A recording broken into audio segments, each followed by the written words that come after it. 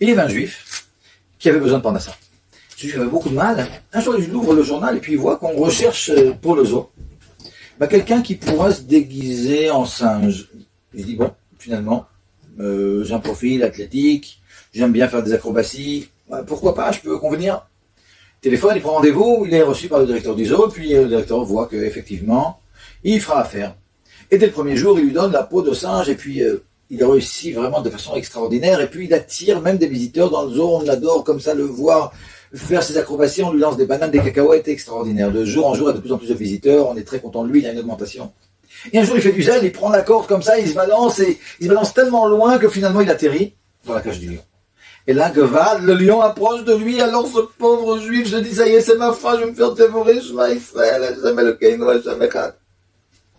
D'un coup, il entend le lion qui dit, Baruch Shem Kevod Malchutel Olam Ved. Et l'ours à côté dans sa cage dit, mais taisez-vous, on va se faire tous vider d'ici. Rivka demande à Yaakov de recevoir les brachot en se déguisant en Esav, en mettant une peau. Mais on ne comprend vraiment pas ce qui se passe. Si toi, Rivka, tu arrives à la conclusion que celui qui doit recevoir les brachot, c'est Yaakov, et non pas Esav, va voir ton mari, dis-lui, écoute, Rabbi Yitzhak, t'es un grand tzaddik, mais tu sais, t'es pas tellement au courant de ce qui se passe ici à la maison. Yaakov, c'est celui qui doit recevoir les brachot, et Esav, lui, il est hypocrite, il est faux, c'est pas lui qu'il faut donner les brachot. Et c'est tout. Tu aurais convaincu ton mari, et puis les brachot seraient arrivés à Yaakov. Pourquoi ce subterfuge? Nous dit le Chidouché Harim, le fondateur de l'Archidut Gour, nous dit la chose suivante. En réalité, Rivka savait qu'avec les générations, il y aurait des juifs qui s'éloigneraient de la Torah, et qui essaieraient finalement d'imiter Esav.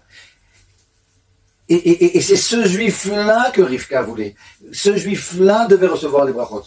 Qu'un juif comme Yaakov, qui de toute façon étudie la Torah, ça y est, il n'a pas besoin à ce point des brachot de son père Yitzhak. Mais le juif qui essaie de s'adapter au monde et qui n'y arrive pas vraiment, lui a besoin absolument des brachot de son père. Et c'est pour ça qu'il fallait que ce Yaakov Esav, ce Yaakov déguisant Esav, ce juif qui finalement essaye d'imiter le monde parce qu'il pense que c'est comme ça qu'il pourra le traverser, ce juif avait absolument besoin de ces brachot. Et c'est quoi ces brachot? Mital HaShamayim. Ou Mishmane Haaretz, Vorov Dagan, Vetirosh, nous dit le Midrash Rabbah, Mital HaShamayim, c'est le Mikra, c'est la Torah écrite. Ou Mishmane Haaretz, c'est la Mishnah. Vorov Dagan, c'est le Talmud. Vetirosh, c'est la Haggadah, les histoires qui sont dans le Talmud. Et toutes ces choses-là, finalement, vont faire de notre Yaakov déguisé en Esav.